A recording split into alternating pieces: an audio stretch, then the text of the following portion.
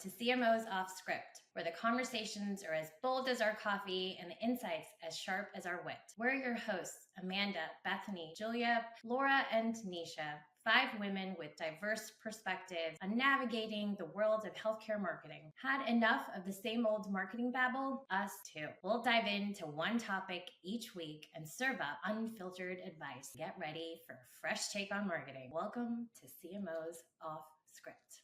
Hey everybody, welcome to another episode of CMOs Offscript. Today we'll be talking about budgets and in particular how to do more with less budget. And we've got our hosts on tap, and they've got, I think, some expertise across the board because we've seen some trends around spending and budgets dwindling slowly over the years. In fact, there was a new Gartner study that came out that was specifically around marketing spend, and they were looking at industries across the board, and there's been a slow trend in which marketing is getting less and less money. And I think at this point, it's attributing to about 7 to 8% of overall budget for a company. Anybody remember when you had more than that? Because I feel like that's something that I've always been working with, 7 to 8%. Does anybody feel? No, I've had less than that. I don't think I've had more than that. Ditto. So interesting, right? Yeah. And so first of all, let's just open it up to just the issue of us feeling like people are not making moves on purchases, that perhaps we're getting less money because of it. What are some things that you all are either experiencing or hearing from other people across the board, regardless of industry? I just keep hearing that the sales cycle is extending, that sales cycles are a lot longer than they used to be. So in healthcare, I'm hearing 18 months is as a sales cycle, which is, when you're talking about marketing, is really untenable. So, yeah. I also think you've got investors and you're trying to extend your runway with the life of the business, right? And so this isn't just a marketing issue. This is actually a business sustainability issue. And so as these sales cycles are extending, you're trying to extend your runway for a variety of different reasons. And that's having an impact, not just on marketing, but across the board. So that's certainly true, I think, in this environment. But, I've seen that in other years prior, 5-10 years prior. So I think we're under the assumption that we're selling into health systems, like some sort of technology implementation, because obviously in other spaces, it's a shorter sales cycle. If you're in B2C, if you're, totally. There's definitely a wide range of sales cycles. But selling into health systems and hospitals, it's complex. Yeah. But I also think there are plenty of industries across the board who are facing these similar kinds of dwindling marketing budgets. I don't think it's unique to us. I think that the timeline is certainly specific to us, but I think for a lot of the folks in B2B, we're seeing those timelines extending. So at least that's what I'm hearing from my friends out there. The other side of the house is also for companies that are taking investors. It's been a really tricky investment market over the past year or so. And I think we're seeing an uptick in that, an uptick in investing, but in the earlier part of this year. But I think that there was a real slowdown, and last fall, I think was a pretty tough investment cycle. Absolutely. Which was, for a lot of the B2B companies that we work with that sell into hospitals and health systems and payer organizations, they're in that investment cycle. And so if they're not getting the funding, they're not spending the money, the budgets aren't being allocated to marketing, or they're being restricted. Yeah, in the face of that, investment decision criteria is also changing drastically. Like there's certain funds that are earmarked for AI specific investment, for instance. And so if you're in AI, legitimately, then you probably have more access to capital right now. If you're not. I know some people who have lost investors because they were not in the AI space as deeply as those investors wanted them to be. And so they didn't join for second or third rounds of funding. So I think that part of the market is changing aggressively as well. Yeah. Yeah. And Bethany, what's so interesting about that as well is, sometimes I feel like it is a loop, right? But being able to get funding, and then you see there's a onset of all these new competitors that you now have that are competing against you with similar value propositions, and probably because they're using AI have been able to come to the market and launch quicker than at the pace that your company has previously. And so And so I sometimes wonder if the noisiness of the market sometimes is also why it's been so hard to be able to not only get people to confirm and make purchases, but because now there's, instead of 3 people, you're now competing with 300. And that's all because of the tools that they're using to launch quicker, and they're getting out to market faster than you were. And so some of it is also, there's always, what is it, like the leader of the pack or the wolf gang, or I can't remember what that phrase is, but when you're first to market and you're leading a market, and I think there's something to be said about that. But I don't know, I feel like sometimes those folks are losing the competitive edge because of these newer things, and you have to keep up with the sexiness of everything that's coming out. I do think I agree with you. The flooded market is it's stunning now. There's just so many vendors offering competitive solutions. As a hospital health system payer organization trying to look for a solution, I imagine it's really, really hard to weed through who are really offering, true quality solutions.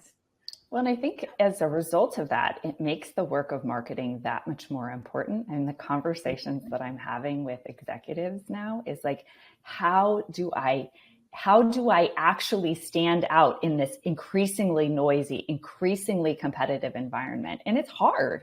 It's always been hard. It's not like this is easy unless you're in a space that's complete greenfield. But now it's this acceleration of difficulty and challenge, and requires real sophistication in terms of marketing and really thinking through what are the right tools and resources to actually cut through the noise and create, increase your signal. So yeah. Speaking of tools and being able to be effective, so I'm going to shift gears and now address the fact that yes, this is already happening, right? There's nothing we can do. The economy is the economy, but as marketers and leading marketing teams, we've had to make some tough calls on changing tools or layoffs or whatever that is. And one of the biggest things, especially in the Gartner study, was I think it was just tools in general of the marketing tech stack, and us as marketing leaders being able to see what's working and what's not working. And we mentioned AI, and I'm curious, and we've had this discussion before, but specifically I'd love to talk through, at some point, have you had a discussion with your team in which we've just noticed that this marketing tool isn't working, or we need to add something from a workflow automation perspective that has AI, and being able to make those trade-off calls and doing that quickly, I think is one of those things that are underrated, because whenever we come onto a marketing team, or even if you've been in a marketing team for a while, sometimes things get stagnant and your folks aren't using the tools the way that they should be using it. And so how do you all treat just the marketing tech stack, and almost doing a spring cleaning every once in a while, where you're looking at what's working, what's not working, what needs to be added to the tech stack? I mean, we're going through a spring cleaning right now. So we're an agency, so it's a little bit different, but we're doing exactly that. And because what we found is that there's redundancy now among our tech stack, and there are tools that do the same thing. And so we don't need to have these disparate solutions, that we can do a lot with one. An example, we used to have a landing page specific tool that we used. And HubSpot has landing pages and they work really well. And so they were, staying within the HubSpot family for that. We used Loomly forever for doing video, but now we use ClickUp, and ClickUp can do video, and we can do it in there.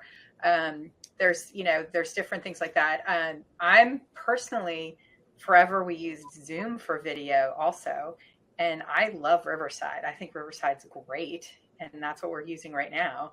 So I'm sort of starting to migrate away from Zoom for video for this type of thing, and using Riverside. So yeah, we're doing exactly what you're talking about, kind of going through and itemizing where are we redundant in our tech stack and where can we eliminate things, and sort of gain more knowledge around one particular product.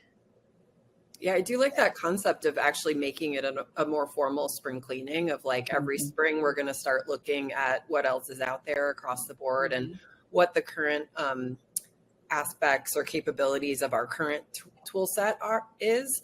And then, have they expanded? Are there things that we're paying for in other buckets that we actually have access to, and other tools that we're also paying for, right? So doing that assessment probably once a year is worthwhile. It's a good use of time if you have a marketing ops person to put them on that. I think the way that we do research externally is go to conferences. Somebody on my team the other day is like, are we the type of people that go to these conferences? And I'm like, yeah, absolutely. Yes. We go to conferences. We see what's out there. We can make budget for that. Like, yes, please develop yourself and bring those learnings back to the team. And then secondarily, like it should be part, like when you hear about something, check it out, like have a, innovation culture as part of your team to say like, oh, what's Jasper doing? I heard of this thing and sounds like something interesting that we should use, and maybe poke around at it a little bit. But obviously there's only so much time in the day. And if you're running really hot as far as bandwidth is concerned, like it's tough to always stay on top of those things. But I recommend having like a channel or two of like just new innovation that you're looking at or listening to in the space. Well, and hot and lean, right? Because I think that is the name of the game in terms of our tightened budgets, is you often don't even have the time to do that because your team size is so small. But I do think to that point around, how does the tech stack align with your strategy, right? This is a perfect opportunity at the end of the year to, as you've got your strategy for the upcoming year, really start to think through, like, what are those tools that can support and assist you in achieving your goals? And then use that perhaps as part of the template and the scorecard, if you will, to be thinking through your tech stack. And obviously, having conversations with peers to find out what they're using and how they're leveraging those tools is, I think, always a great resource. I love these conversations because I am always writing down the names of new tools. I think the challenge with all of this, right, is I just want more. And so our friends in finance, who are our friends, because we like to make friends with our CFO, always want to find out, okay, well, what's the offset here? And so I think there's the opportunity for us to really be thinking about how do we manage that budget instead of saying that our tech spend is going to increase. And I think, right, then it's we're going to be using this as instead of X, Y, or Z. And so there's an opportunity to think through the shift. I think all of you said it, but I think I'd like to directly address, how do we know when a tool is just not working for us? Like, at what point do you get to the decision that Jasper is just not working, or that you need to move from, Pardot to HubSpot? Like, at what point? Well, day one, sorry. Well, I threw that bone. That was too easy. That was really easy. But I think that's the decision, right? The decision is, well, this is just not working and we need to, because I think what ends up happening sometimes is you get a new team member, or there's, the opportunity to renew a license, and you sort of sit back and you think, okay, well, is this really working for me? But what are the parameters for you all? Because I feel like it'd be different for all of us, right? We all kind of see it differently. And so I'm curious, what do you like? At what point? If you could give me an example of when you decided that, you know what, this is just not working for us. We just have to move off this. Is there an example? Well, I one thing I would point out or want to say, I guess, is I think that in the last 6 to 12 months, there's been all these new AI tools hitting the market, and they've been really appealing, and we've been trying out different ones. But what I'm also seeing is some of our core tech stack are incorporating AI into their solutions. And so it's negating the need for niche products for one, you know, so I am interested in moving away from tools that do one thing. I think that's so is everyone else though, right? Like, I mean, I think that is across the board, right? Like our buyers don't want to buy just the onesie twosies. They want a platform solution. I mean, I think that's a universal. Yeah. If you can. I would say too, I've worked with organizations that set a goal each year of like, try to reduce your tech spend by 20%, whether that's through renegotiation of contracts or cutting out licenses, or, you know, like making sure you right size to the people who actually need to use a tool. Or it's like cut out the things that are less valuable. If you had to rank order everything your team is using and, you know, cut the bottom 20% out, like you can choose your own adventure on this one, but I think it's actually a good exercise to go through once a year as well, of like, can we reduce our spend 10 to 20% and see what that would look like. I love that. I also look at, you know, where am I hearing friction when it comes to a specific tool? So I think about some of the tools that we've used, you know, I've used in the past, and I'll never forget, just like, you know, if I start to hear a constant hum of, either I'm asking for something, oh, I can't get that for you, or it's taking me a really long time. Those are the things that for me, I'm like, is there a better solution for us? Because to me, it sounds like this is not optimized for our needs. And maybe no one has that figured out yet, but let's take a look. It's certainly, if there's friction within my team and within getting, you know, from, you know, start to end, there's an opportunity for us to look at other options and see if there's something that can better serve our needs. So that's certainly one of the things that I'm looking for. Yeah, I love that. And so moving from tools that we use to the people that have to use the tools and get trained on the tools and be effective at their jobs. You know, I've been a part of layoffs over the past year. And it's a tough spot to have to reduce your workforce, to make those trade-offs on, you know, is it a full-time employee or is it a contractor, right? Trying to make some of those judgment calls. Is it a contractor or is it an agency that I need? And I would love to hear just some real world stories from you all on the past year or so in which you have seen success using an outside agency versus hiring full time, or vice versa, right? Where you made the decision that you actually need a full-time person versus going to a digital marketing agency. And at what point did you come to that decision? Bethany, do you want to go first or you want me to? Because I'm sure Laura's got a hot take on this. I'll take it. I'm in process of building a team right now, and they've been heavily reliant on agency in the past. And so we are going through a right sizing exercise of like, when I have the in-house capabilities, we're deciding, is this person going to be the person we needed to kind of be that right fit between the agency and our team, which is also really necessary. Sometimes you don't have anybody on your team to actually own that agency relationship, and therefore it's not as productive or valuable sometimes. So that's one thing we're thinking through. The other side is, you know, if we're able to either bring design in-house or bring freelancers in instead of the more expensive, you know, bigger agency production costs. The bigger agencies in some cases are moving a little bit more slowly. They're more expensive, and you know, sometimes they're hard to work with for various reasons. And so I'm kind of making that decision too of like what to bring in house and, what to supplement with either freelancers or smaller agencies versus the bigger agencies that I would use for certain reasons. Like if you're really trying to push creative boundaries or go in for big production, then maybe you're going to use a bigger design agency or tech agency, something like that. But if it's like you've got a couple freelancers who their skill set and they have a niche specialization area, I might use them instead because they're probably going to be a little less expensive and less overhead.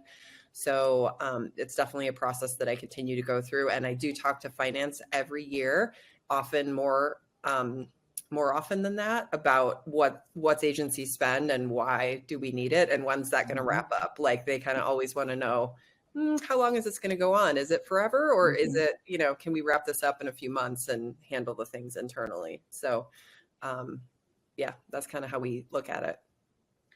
Yeah. And I want to say two things to that, but Amanda, before you jump in, one of the things that I think that is really evident, Bethany, what you said is like before anything, right, you have to make sure that they're aligned to the goals that you've set in the beginning of the year, or just the goals that you set in general, the marketing goals.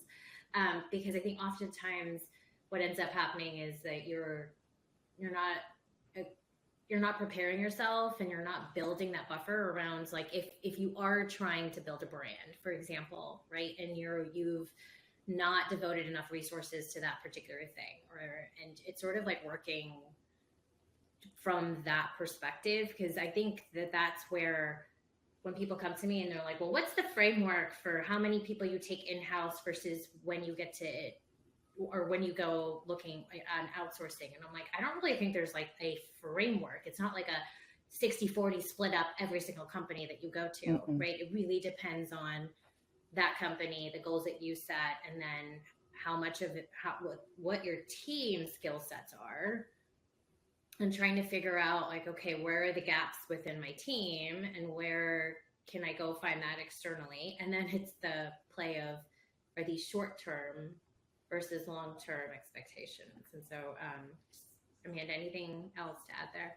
Yeah, no, I think that's exactly right. I think that those are the exact sorts of things that I've been thinking about throughout my career, and not just even in the last year. I mean, I was in a role several years ago where we had a lot of agency spend, and it was actually more valuable for me to really bring those folks in-house, in part because I knew I was going to need this kind of work done for the long term. This wasn't a short-term issue. This was an ongoing sustainability issue for me. And I really needed people that fully, deeply were enmeshed in our business and connected to all of our stakeholders across the business. And so there was an opportunity there for me to bring folks in-house that I really needed.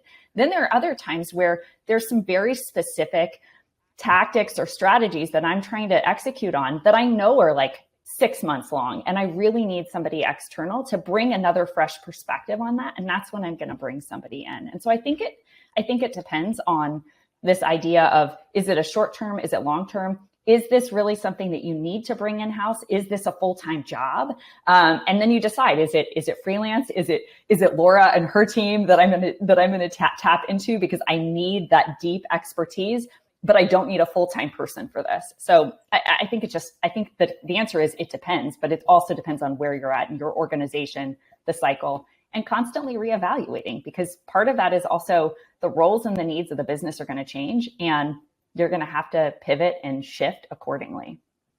Yeah, we're definitely seeing that from our clients. So we're seeing the need for flexibility. I think that's one of the biggest things. We're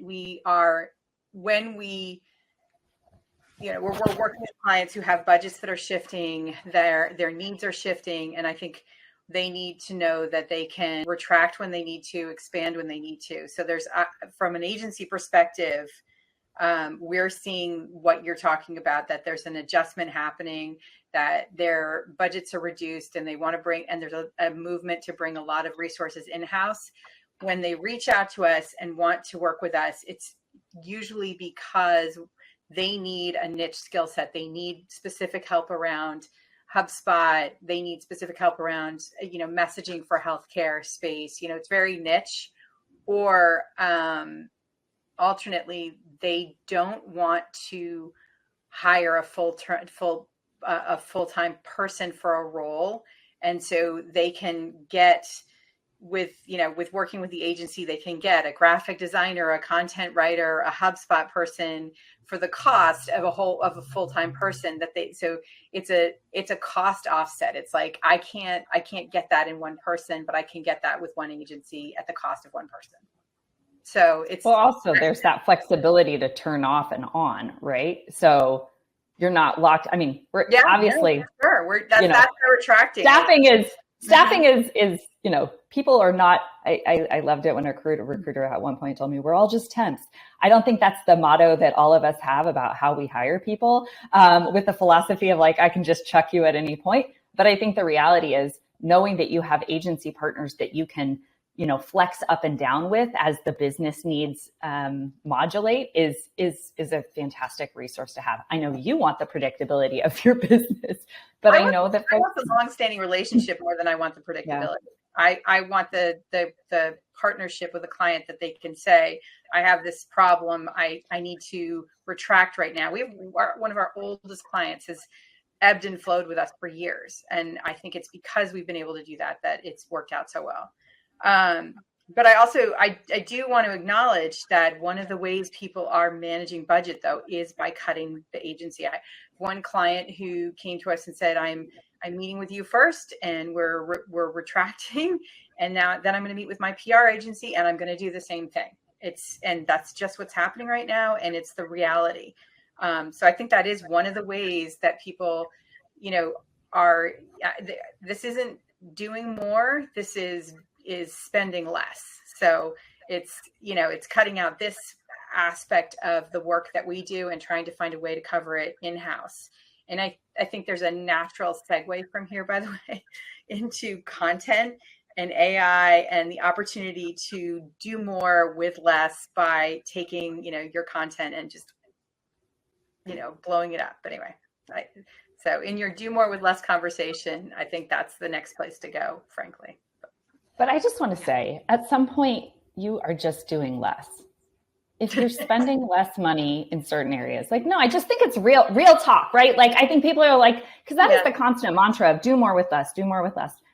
And I think that's fine. Mm-hmm. And at some point, you are just doing less. And the expectation can't be that you are spinning gold out of straw, except Nisha, maybe. Nisha can do that. But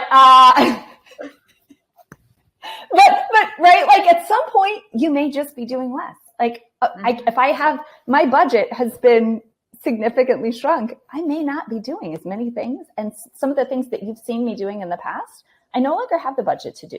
So I agree, but I think I would rephrase, like in my perspective, say that you're doing more, but with less quality. Right? I think that the quality piece of it is the part where when you are expected to ship and to continuously keep up the same amount of like expectations, or your MQL goals are increasing, or your attribution rates are supposed to increase like 10% every single year, but your budget isn't, well, you're just doing more with less. Like you're just churning out stuff because you're trying to get it out as quickly as possible, trying to see what sticks, and then trying to be as agile as.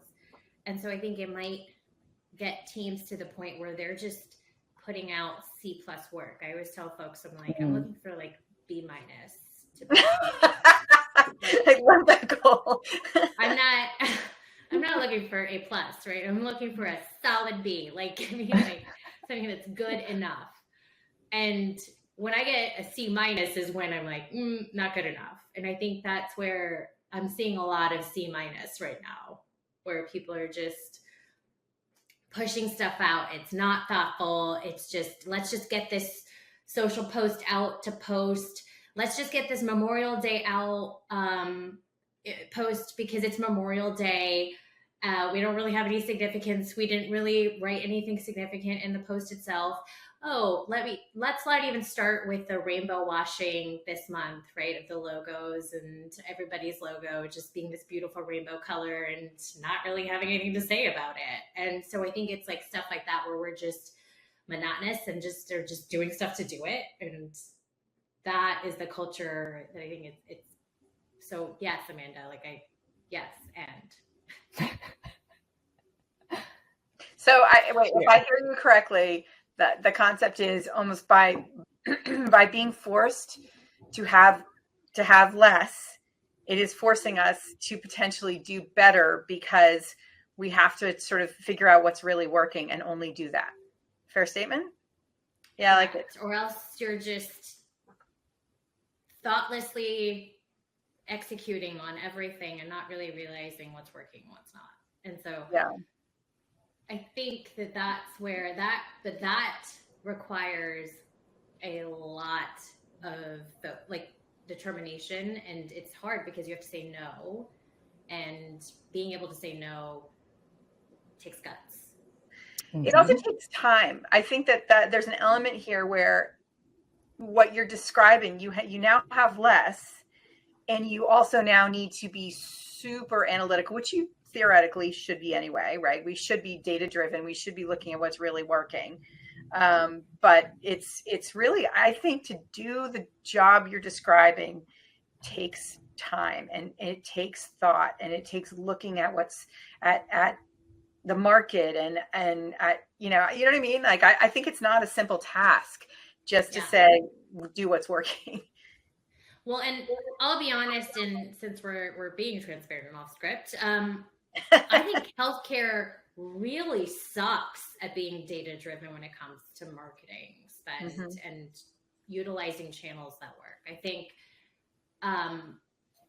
man, let me tell you the amount of times that I've had to explain what CAC to LTV is to like a CEO and why it matters, and how like sometimes you have to separate your CAC calculations out by channel to actually understand what the payback is and what CAC, like just in general. I think that because of how traditional healthcare still is, it's so terrible right now compared to other industries, and there's so much room for improvement.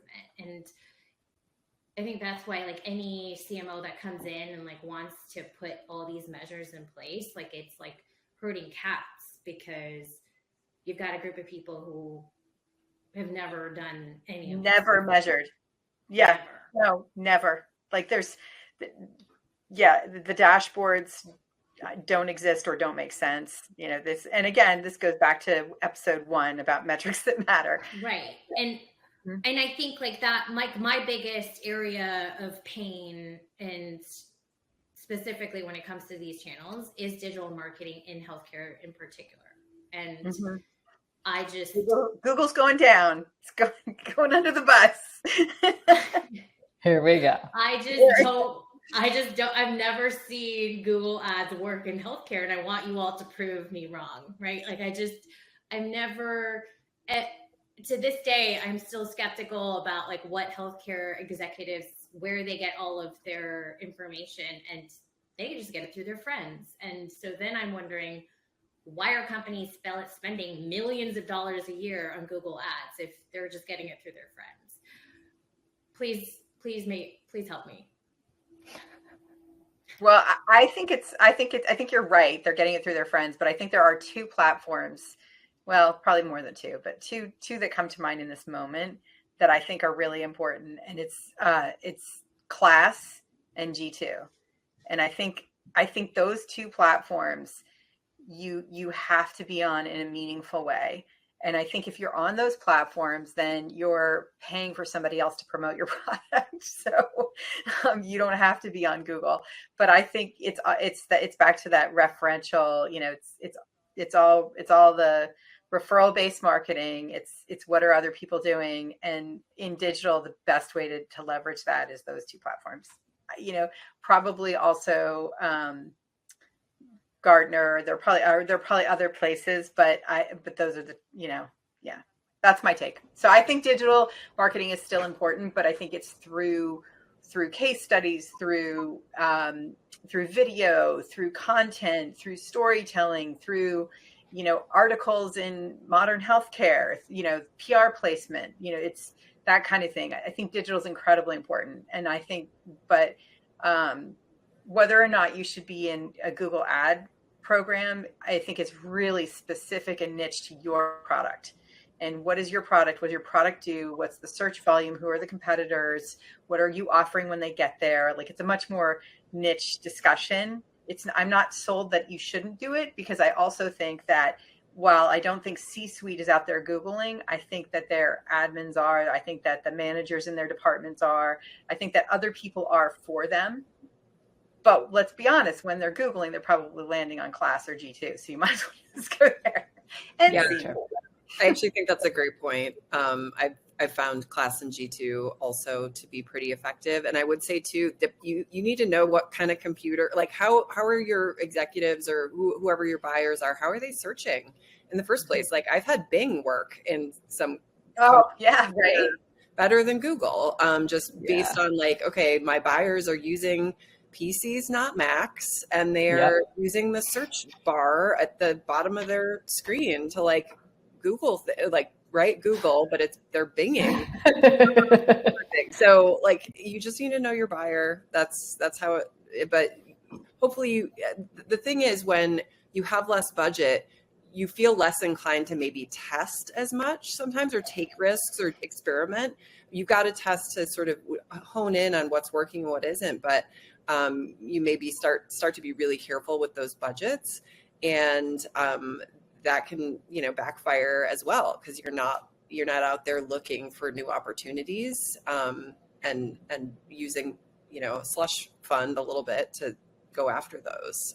So you miss out, and you're just doing sort of the bare essentials, which work maybe for a while, and then everybody moves to those bare essentials, and now you're not standing out anymore. So you've got to like figure out this way of continuing to innovate on a small budget, which is tough.